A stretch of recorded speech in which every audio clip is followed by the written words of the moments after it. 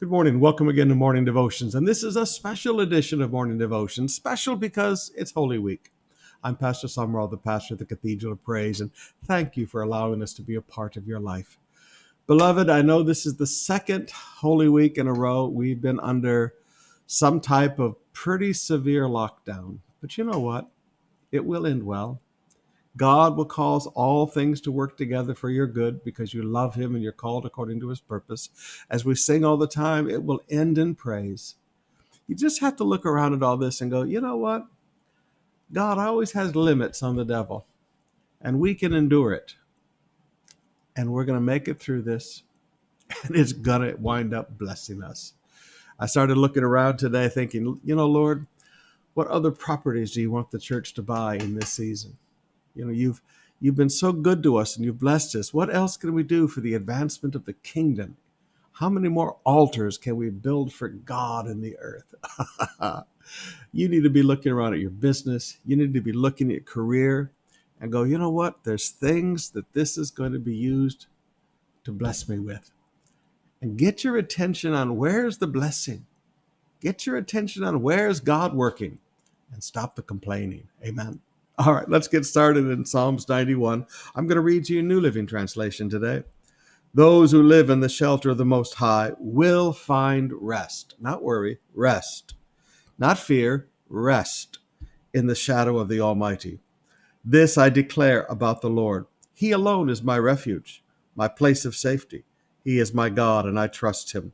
For he will rescue you from every evil trap and protect you from COVID-19. He will cover you with his feathers. He will shelter you with his wings. His faithful promises are your armor and protection. Now, just as the scripture says, Selah, pause for just a moment. I'm not an anti-vaxxer, and I will get a vaccine. So why, Pastor? Because I want to visit people in the hospitals. I want to get on airplanes. I want to preach crusades. These things are going to be necessary. But I don't look at the vaccine as my protection. His faithful promises are your armor and your protection. Do not be afraid of the terrors of the night, nor the arrow that flies in the day. Do not dread the disease that stalks in darkness, nor the disaster that strikes at midday. Though 1,000 fall at your side, though 10,000 are dying around you, these evils will not touch you. Just open your eyes and see how the wicked are punished.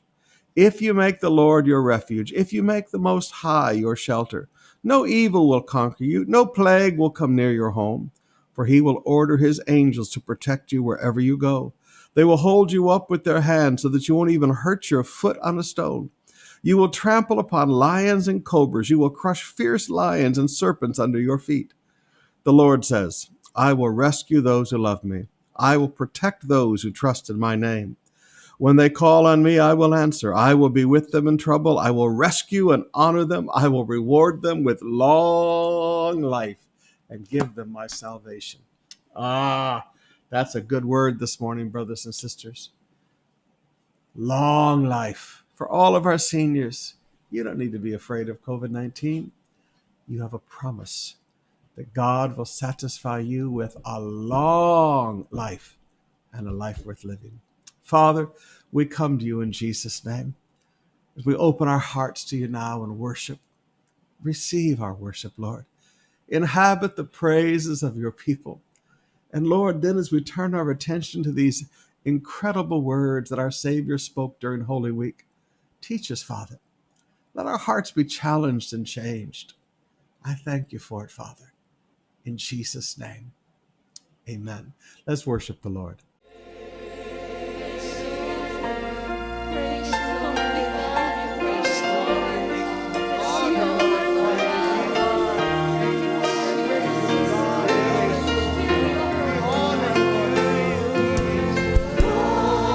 Be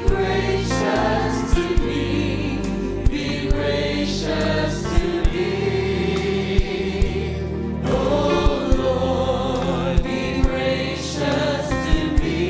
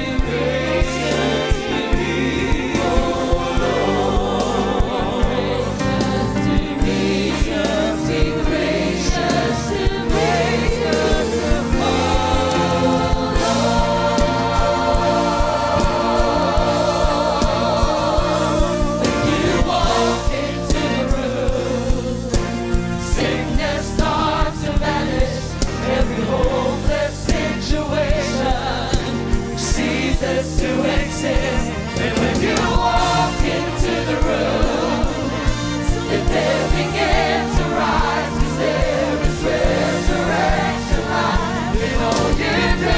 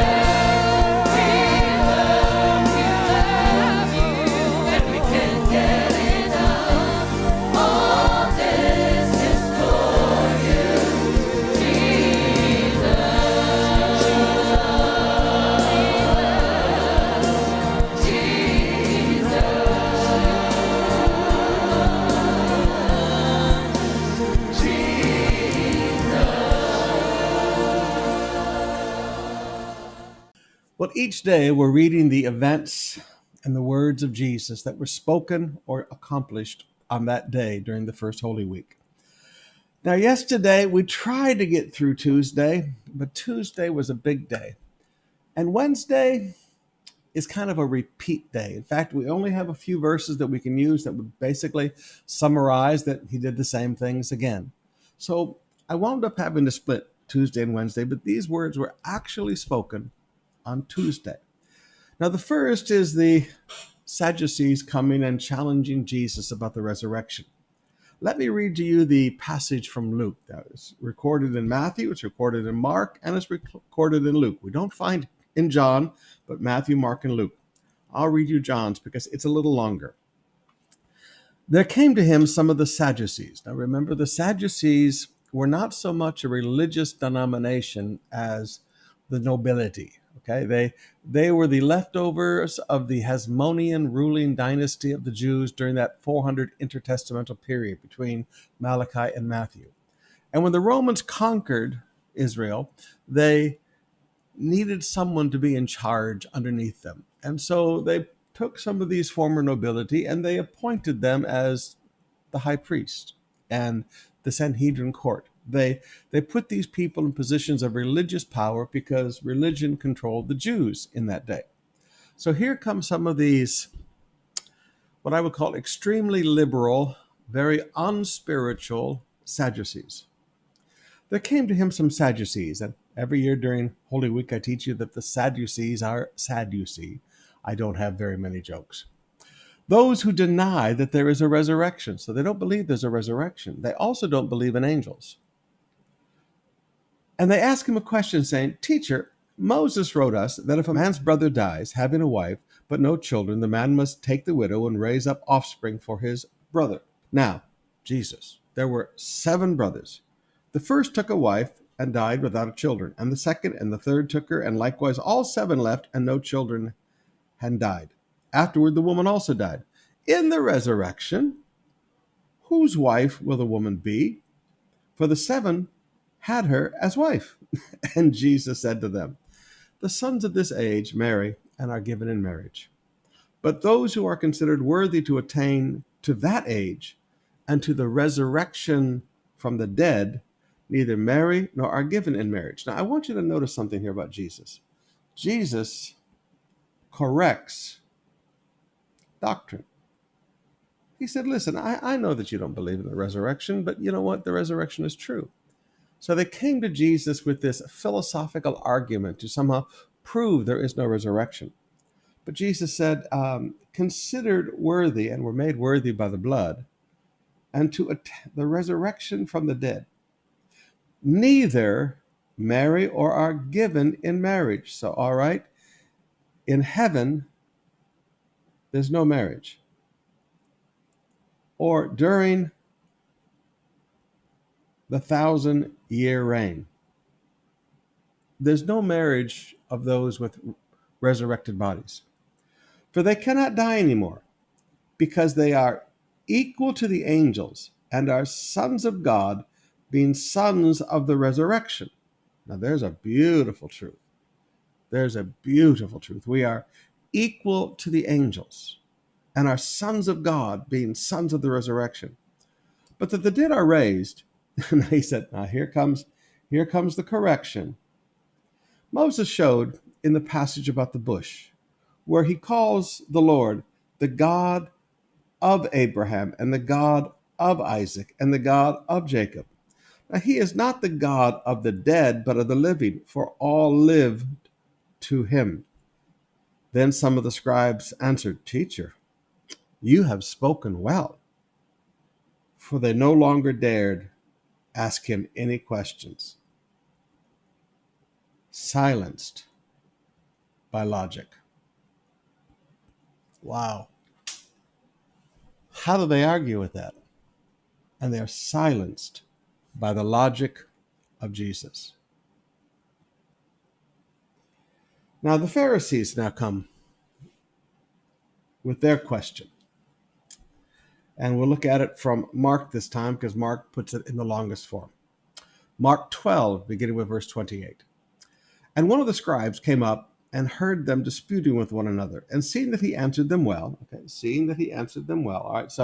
All right, you've well spoken. Ask him, which commandment is the most important of all? And Jesus answered, the most important is, Hear, O Israel, the Lord our God, the Lord is one. And you shall love the Lord your God with all your heart, with all your soul, and with all your mind, and with all your strength. So heart, soul, mind, and strength. And the second is this, you shall love your neighbor as yourself. There is no other commandment greater than these. Now, these look obscure. As you read through the Old Testament, the 10 commandments are the ones that are really highlighted. But I've just read you recently where Moses actually speaks this. So sometimes the greatest truths are gemstones that are hidden. Let me say that again. Sometimes the greatest truths are gemstones that are hidden. And the scribe said to him, You are right, teacher. You have truly said that he is one, and there is no other beside him. And to love him with all the heart, and with all the understanding, with all the strength, and to love one's neighbor as oneself is much more than all whole burnt offerings and sacrifices. And when Jesus saw he had answered wisely, he said to him, You are not far from the kingdom. So revelation of truth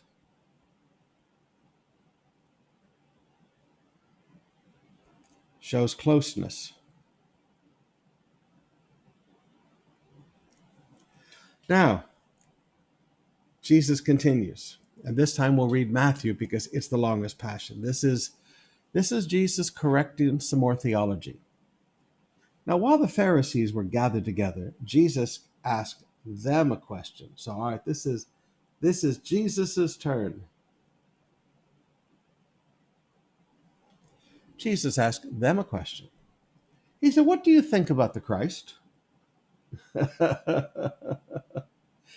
Whose son is he?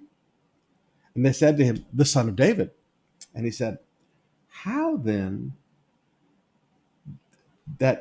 it then that David in the Spirit, all right, so he's speaking by the Spirit. Okay, so this is in the Spirit, this is prophetic, calls him Lord, saying, "The Lord said to my Lord, sit at my right hand until I put your enemies under your feet."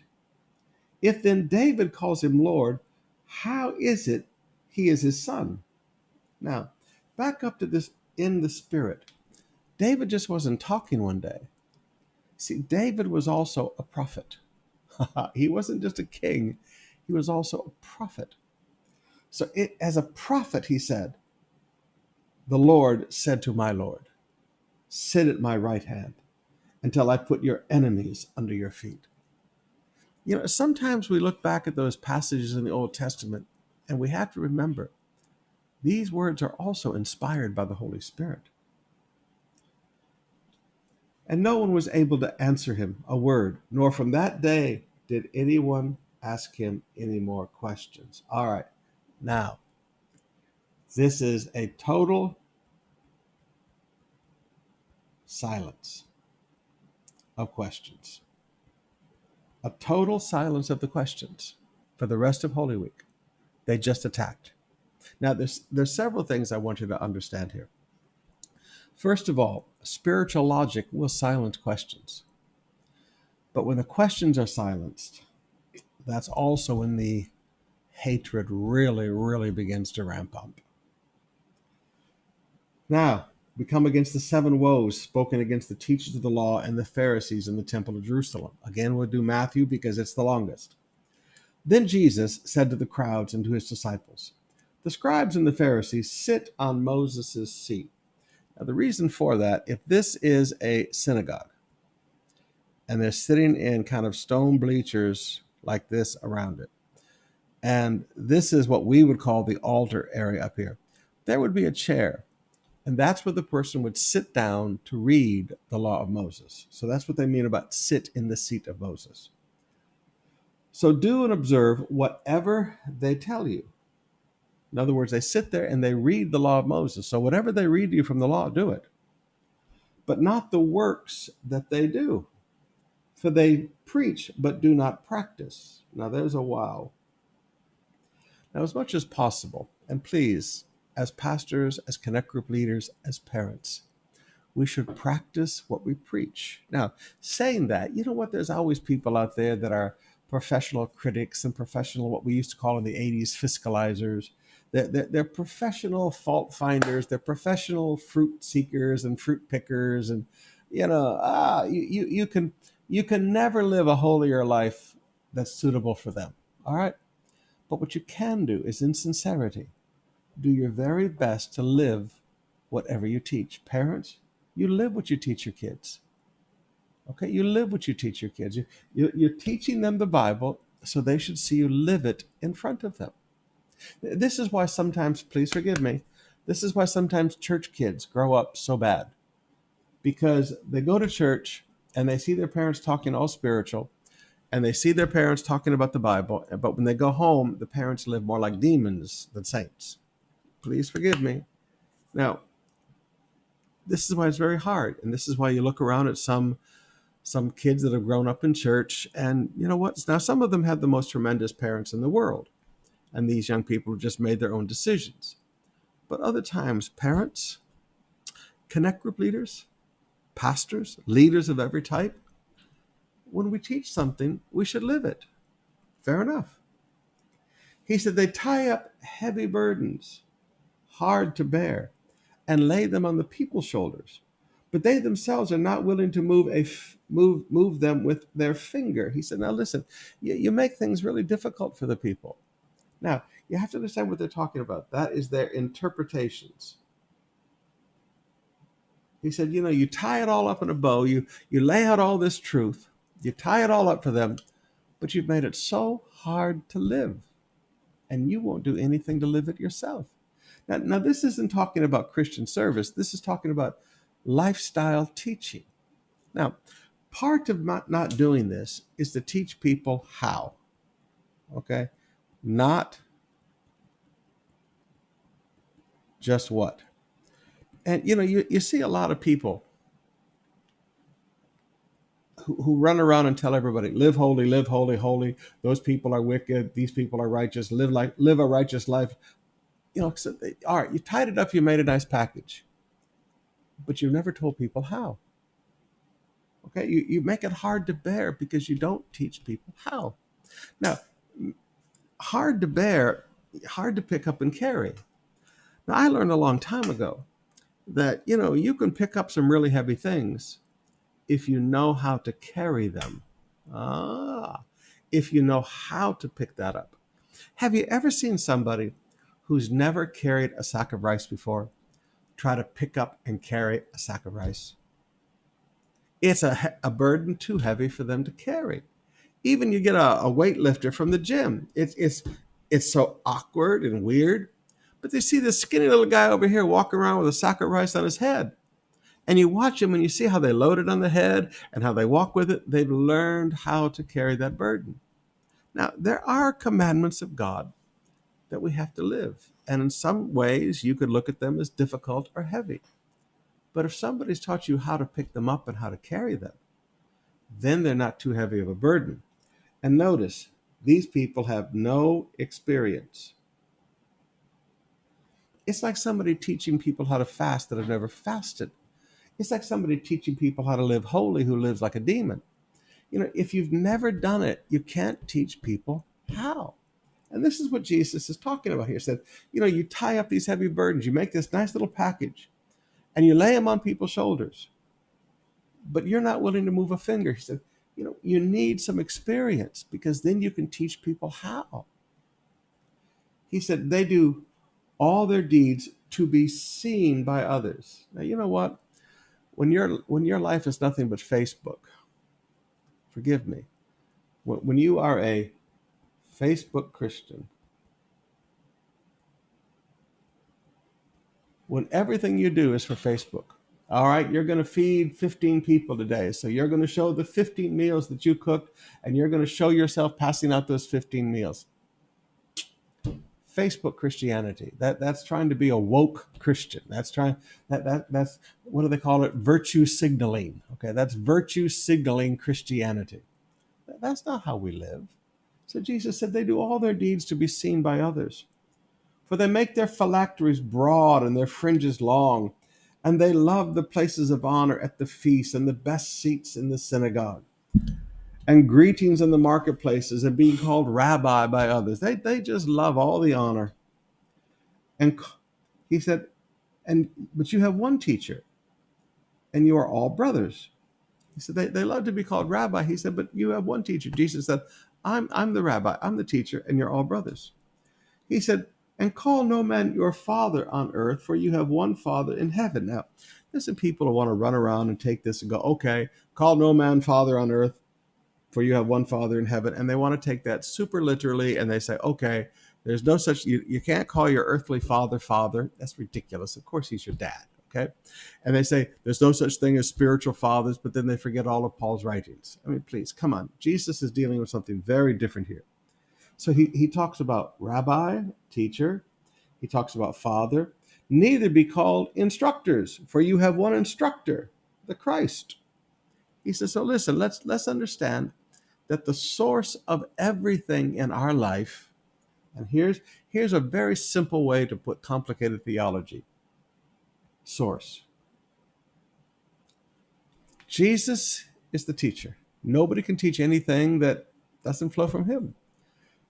The Father is the source. Jesus said, no man, he said, I don't teach anything of my own, but whatever I hear my Father. Instructor. He said, Jesus is the chief instructor. Jesus receives from the Father, passes it on to us. So this is the rabbi, this is the Father, this is the instructors. So just understand, Jesus is trying to teach us here about source. He said, the greatest among you shall be your servant. So leadership, the path to leadership is service. Whoever exalts himself will be humbled, You stand up and start pushing yourself. This is who I am, and this is what I'm going to do, and I'm going to put everybody down and use everybody else as a stepping stone to step on to get to where I want to be. Well, you know, you will. That's a promise, okay? That is a promise. And whoever humbles himself will be exalted. That is also a promise. Now, here's my question. Do you want to be humbled or do you want to be exalted? Okay, if you want to be exalted, then you choose to humble yourself. But woe to you, scribes and Pharisees, hypocrites, for you shut the kingdom of heaven in people's faces. Now, what's the kingdom of heaven? It's the knowledge of God. You neither enter yourselves nor allow those who would enter to go in. He said, you stop people. He said, Jesus said the kingdom of heaven is at hand. When you look at Jesus, he is there. He is there. Now, I can put a lot more theologically, and I can get this really complicated. Or I can just put it real simple. Jesus is there. He said, you won't let people come to me. You won't let people enter the kingdom. He said, woe to you, scribes, Pharisees, and hypocrites. You travel across sea and land to make a single proselyte. In other words, you go pirate somebody. And he said, you work really hard at pirating somebody and filling them with your criticism and your yuck. And when he becomes a proselyte, you make him twice as much a son of hell as yourselves. And there's one of those wows in the Bible. Now remember, this is all Tuesday in the temple. This is an incredible revival movement in the temple courts. Woe to you, blind guides, who say, if anyone swears by the temple, it is nothing. But if anyone swears by the gold in the temple, he's bound by the oath. Okay. We'll come to this all at once. He said, you blind fools, which is greater, the gold of the temple or the temple that has made the gold sacred? And you say, if anyone swears by the altar, it is nothing. But if one swears by the gift that is on the altar, he is bound by his oath. Verse 19, you blind men, for which is greater, the gift or the altar that makes the gift sacred? For whoever swears by the altar swears by it and everything on it. And whoever swears by the temple swears by it and everything who dwells in it. And whoever swears by heaven swears by the throne of God and him who sits on it. So woe to you, scribes, Pharisees, hypocrites. Now just park there for a minute. Now notice,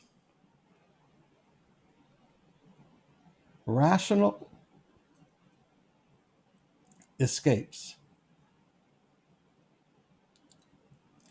Now, when you know that something is wrong and somebody gives you a rational escape, and it's all right to do that because this is your rational escape, you don't ever want to pay attention to people who give you rational escapes. I had a brother, and I always change my illustrations. I had a brother who came to me and he said, Pastor, I need to talk to you. And so we sat down and talked, and we met outside so nobody would know we were talking. And he said, Pastor, I really messed up. I said, what'd you do? He said, I've been committing adultery. I said, why? I said, you have a wonderful wife. You have wonderful children. You got everything in your life is wonderful. How? He said, well, Pastor, I met this woman from this other church, and she kept telling me that God had been speaking to her. And I told her that I was already married. And she said, but God had spoken to her that I was the one. And I told her, but I'm already married. I have marriage vows. And so she took me to meet her pastor, and her pastor looked at me and said, those vows were made before knowledge, before you knew God, and therefore those vows are invalid. And the vows that you make now as a Christian are the ones that are valid. And so he did this little ceremony in our office, and I started having an affair with this woman because this pastor told me that I was now married. I said, do you have another wedding certificate? He said, no, we just have to understand because the government authorities don't understand the principles of God. And he said, Pastor, I don't know what to do. I said, how long has this been going on? He said, about a month. I said, and I took him to this passage, and I said, number one, when people start giving you rational, logical escapes from simple biblical obedience, you need to stop paying attention to them. Okay? I mean, if you're looking at that pastor and you're telling that pastor this is wrong, and he says, no, it's right.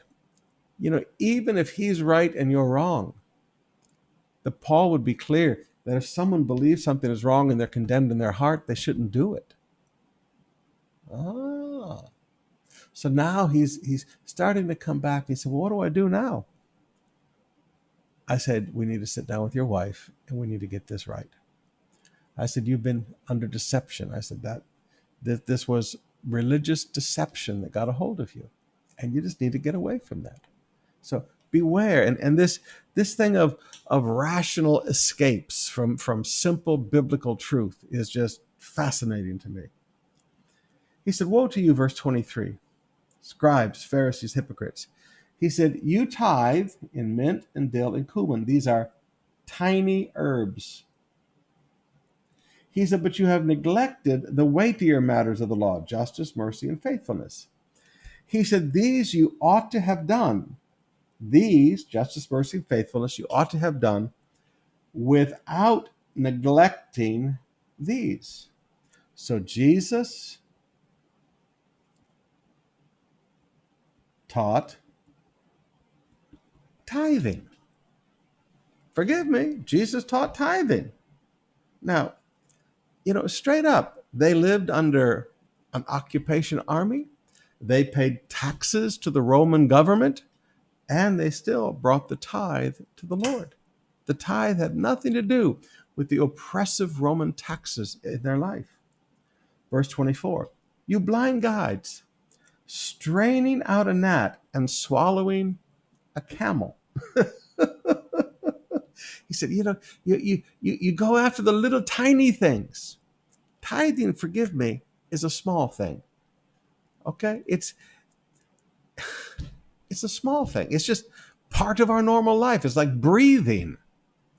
He said, you strain out the gnats. I said, and you swallow the camel. The camels would be justice, mercy, and faithfulness. Those are things you really have to learn and work at learning to do. Tithing is a simple decision. Faith, justice, mercy, and faithfulness, those are the hard ones to learn. Woe to you, verse 25, scribes and Pharisees, hypocrites, for you clean the outside of the cup and the plate, but inside they are full of greed and self-indulgence. Wow. He said, you make everything look good on the inside or on the outside, but on the inside, it's full of stuff. Now, full of greed and full of self-indulgence. Now, brothers and sisters, greed is as idolatry, the Bible says. You've got to keep greed and self-indulgence out of your life. God wants you to have a good life, no question about it. Jesus wore the garment. We'll see in Holy Week, he wore a garment that was the undergarment of a very wealthy man. His undergarment was woven of one thread all the way from top to finish. It wasn't pieced together like a more inexpensive garment. Jesus received all those gifts of the Magi at his time of his birth. I mean, please, God wants us to have a good life. I mean, Paul said, I know how to abound as well as be abased. But it doesn't matter how much you have. You can be a poor person and be greedy and self-indulgent. In fact, to be honest, I've met more people without who were greedy and self-indulgent than people who were prosperous and greedy and self-indulgent. I don't know why people think that just because somebody has something, they're greedy and self-indulgent. I'm sorry, it doesn't work like that. Was Abraham greedy and self-indulgent? Was King David greedy and self-indulgent? Was Moses greedy and self-indulgent? Was Aaron greedy and self-indulgent? All of these were wealthy men. Was Isaac greedy and self-indulgent? Was Paul greedy and self-indulgent when he said, I know how to abound? See, what I have found is that people who don't have a lot think a lot about money and things. If you have things, you don't think about them much. Please, am I greedy and self-indulgent because I probably have 20 Bibles? I like Bibles, okay? This is one of my favorite ones. This is An R.L. Allen New Living Translation. It's really cool because you can kind of fold it up like this, and the paper's nice and thin, and it has big enough print for my eyeballs to read it, usually even without glasses. I got about 20 Bibles. Am I greedy and self-indulgent? I don't think so.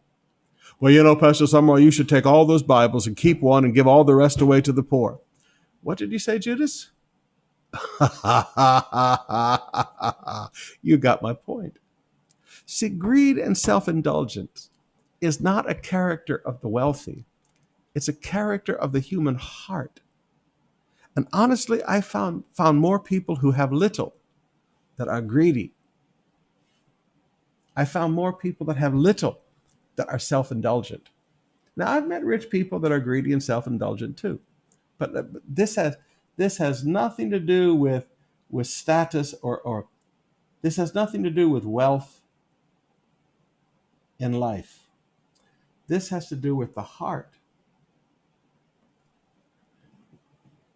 A man who will steal at his office because he's greedy. Well, Pastor, he doesn't have much. Yeah, but he's greedy because he stole. Verse 26. You blind Pharisee, first clean the inside of the cup and the plate, that the outside may also be clean. All right, now here is salvation by faith. This is what Jesus is about to die for. Because when he forgives us, he cleans the inside. He changes our hearts. This is New Testament salvation by faith. Woe to you, scribes, Pharisees, hypocrites, for you are like whitewashed tombs, which outwardly appear beautiful, but within are full of dead man's bones and all kinds of uncleanness. Now notice, again, this is religion. This is relationship. Religion, it's all about how do you look outside. This could be called virtue signaling. This could be called woke Christianity. This could be called Facebook spirituality. They posture themselves as they're so right and they're so holy and we're so perfect. But inside, you see, everything about salvation by faith is about our insides. God fixes us on the inside. He gives us a new heart. So you also outwardly appear righteous to others, but within you are full of hypocrisy and lawlessness. Woe to you, scribes and Pharisees, hypocrites, for you build tombs of the prophets and decorate the monuments of the righteous, saying, if they had lived in our days of our fathers, we would have not taken part with them in shedding the blood of the prophets. He said, thus you bear witness against yourself that you are sons of those who murdered the prophets. Fill up then the measure of your fathers. You serpents, you brood of vipers, how are you to escape being sentenced to hell? Wow. Therefore, I send you prophets and wise men. Wow. Notice, I send you. This is what Jesus is saying. This is what Jesus is saying. Therefore, I send you prophets and wise men and scribes, some of whom you will kill and crucify, and some you will flog in your synagogues and persecute from town to town, so that on you may come all the righteous blood shed on the earth, from the blood of the righteous Abel to the blood of Zechariah, the son of Barachiah, whom you murdered between the sanctuary and the altar. Therefore I say to you, all these things will come upon this generation.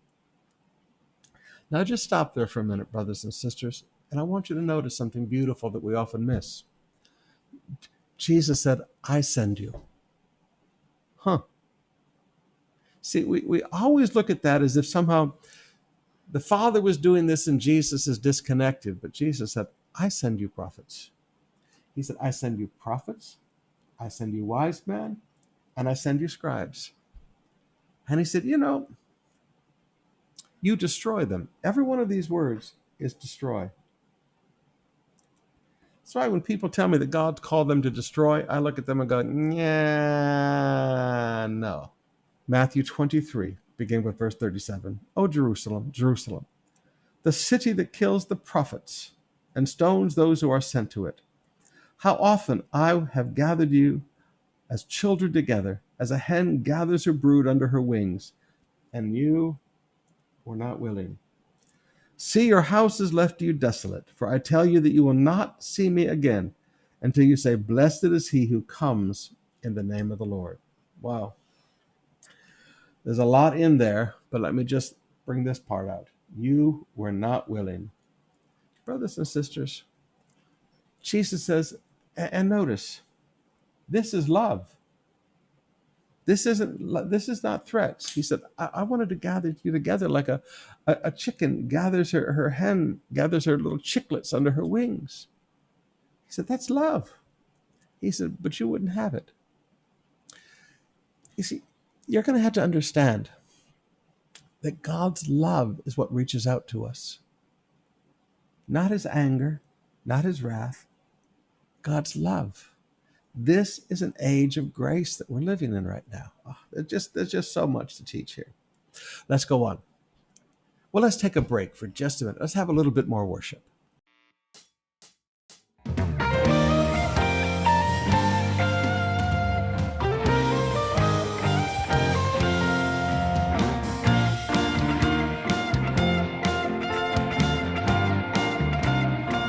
Those who know your name, those who know your name, put all their trust in you.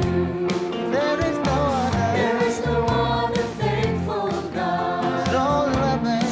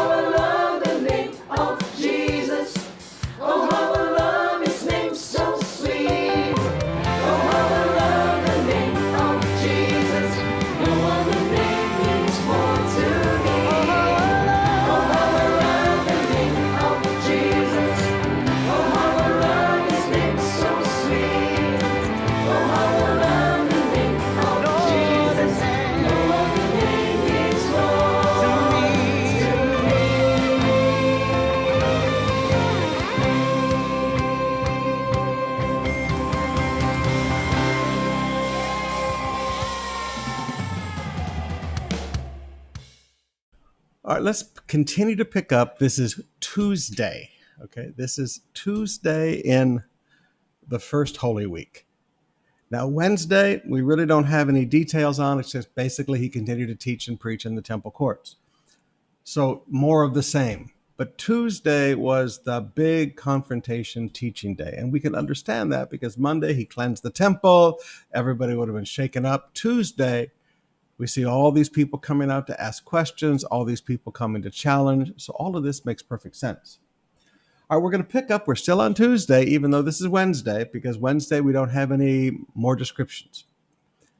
We pick up now inside what is called the women's court, where people would give their offerings. Now, to understand where this took place, if this is the temple courts, and this is the temple area proper, this is actually the temple, the Holy and the Holy of Holies. This is the women's court. Right off over here on this side was an area where people brought their offerings. This would be the Gate Beautiful right here. This is the area where people would come in to bring their offerings. So Jesus was watching the giving. And I'll read you Mark because it's the longest passage. Mark 12, beginning with verse 41. And he sat down opposite the treasury. All right, so he found a place to sit right out here, maybe a chair or something, some benches that were set up there in the women's court. And he sat down opposite the treasury and watched. Now, before you think Jesus is being nosy, remember he's the high priest. He receives the offerings. He receives the tithe. He sat down opposite the treasury and watched. Jesus watches us as we bring our offerings to the altars to this day. Jesus watches us bring that offering. Now, again, this is one of those things I'm weird about. I don't like the online giving. I'd say, you know what? Okay, we're locked down. Set it aside in an envelope so you don't mix it up with your own money because this is God's money. And then next time we have service, you bring it to the Lord. He watches. He watches the bringing of the offering. The people, and he's the same yesterday, today, and forever, remember?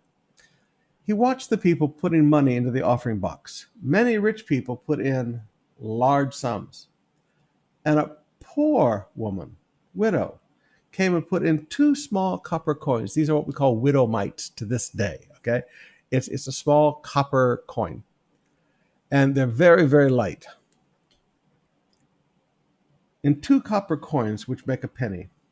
And he called his disciples to him and said, "Truly I say to you, this poor widow has put in more than all those contributing to the offering box. For they," now look at Jesus there, he says, "for they all contributed out of their abundance." Okay, so they gave out of wealth. She gave out of poverty. Out of her poverty, she has put in everything she had to live on. Now, brothers and sisters, this is generosity. This is the generosity Paul talks about with the Macedonian church that he writes about in Corinthians, all right? They, out of their poverty and their deep affliction, welled up in rich generosity. You see, folks, it is amazing to me how when you're a young person and you're just learning, you give so generously to the Lord. And you have nothing, but you give everything you have. But later, when you have 3 cars and a big house, in proportion now, you give nothing. Before you gave everything, but now you give almost nothing in comparison to what you have. Now straight up talk, because you have given generously, with the same measure you give, Jesus says, it's measured back to you. The tithe opens the windows of heaven. But what determines the flow that comes back is not the amount you give, it's the generosity that you give it with. Now, some of you have prospered because when you had little, you gave very generously. And you don't understand. If you don't continue that, if now that you have abundance, you give out of your wealth a token to God compared to what you could do, forgive me. you're going to see the flow slow down and even stop from the windows of heaven. God doesn't care that you gave 1,000,000 pesos. I mean, straight up talk. God doesn't give a rip that you gave 10 million, 100 million. God is not impressed by the zeros. The only thing that gets God's attention is generosity. Now back up and look at that again. He called his disciples to him. The amount does not impress God. Generosity gets God's attention. And you've just got to learn to live with that every day of your life. You know, I can remember when giving a 10 peso offering was everything I had. Now, for me to empty my bank accounts and give something generous, that's a hard one. That's a lot of money. But you know what? I'm a very blessed man today. Because Sister Bev and I have always lived our life on generosity, not on amount. my daughter sat me down, I think it was last year, and said, "Dad, now you've got to start saving some money because you don't keep any money in the bank. You give everything away." I said, "But Shasha, that's why we're blessed." I said, "So yeah, I know we need to save some money so that if something happens to me, Mama's taken care of." But I said, "Shah, the reason we're blessed today is that Mama and I have always given everything away." Now, brothers and sisters, at some point you've got to get this revelation. The amount is irrelevant to God. The generosity of your heart is what God's looking at. All right, let's go on. And as he came out of the temple, all right, so he's been watching the offerings. As he came out of the temple, one of the disciples said, "Look, teacher, what wonderful stones and wonderful buildings." And Jesus said to them, "Do you see these great buildings?" I mean, they're looking at these, some of these stones that they're talking about, folks, are, 30 feet long, 6 feet tall, and, 3 feet wide, and they're beautiful carved stones. He said, "Do you see these great buildings? There will not be left here one stone upon another that will not be thrown down." And he sat down on the Mount of Olives opposite the temple, and Peter, James, and John asked him privately. All right, now, notice, Jesus now leaves the temple. All right, so if this is the temple, temple courts, temple proper, here. So he would leave coming out of the beautiful gate, probably coming out of the eastern gate here, because those are the gates that straight lined up. And then he'd come across the Kidron Valley over here to the Mount of Olives. And as he sat down on the Mount of Olives opposite the temple, so directly opposite the temple, it's a beautiful sight. It's right there where I would have stood at least once in my life, because I've stood in so many places over there, just trying to picture this. And he sat down on the Mount of Olives opposite the temple. And Peter and James and John asking privately, "Tell us, when will these things be, and what will the sign of all these things about to be accomplished?" Now, Jesus begins to teach all about prophecy. Now, I've run out of time today, and I still haven't finished Tuesday. Wednesday is just a more teaching day, okay? But I want you to read through these passages. Matthew 24, verses 4 to 14, Matthew 13, 5 to 13, Luke 21, verses 8 to 19. Jesus teaches about the Jews and the Great Tribulation, and he writes this so that the Jews will know how to live in the Great Tribulation. And he talks about the abomination of desolation that will be set up in the temple courts during the Great Tribulation period. And he talks about the signs of the times and all of these things. A lot of this is just, it's not about the age of grace that we live in, written for Christians, but it's more written for the Jews to know how to live during the Great Tribulation. And the coming of the Son of Man, that would be the second coming, not the rapture. This would be the second coming when he comes back for the Battle of Armageddon. Now, For the sake of time today, we're not going to go through all of these passages, but he teaches prophecy. He teaches about watchfulness. He tells them parables about all of that.